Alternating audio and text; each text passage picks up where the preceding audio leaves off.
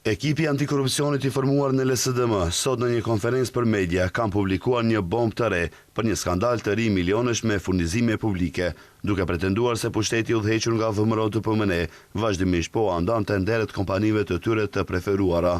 Sipas antarit të bordit ekzekutiv të partisë, Jon Frshkovski, bëhet fjalë për kompani Mastel Doel, e cila siç pretendojnë nga opozita, deri më tani ka fituar gjithsej 93 tender me vlerë totale mbi 18.3 milion euro.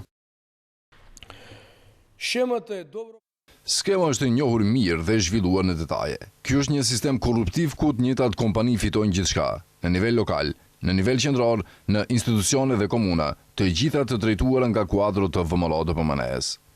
Nga LSDM-ja theksojnë se shumat më të mëdha për këtë kompani janë realizuar në Shkup, duke potencuar se e njëjta kompani ka fituar edhe tenderin e fundit e lidhur me Luna Parkun.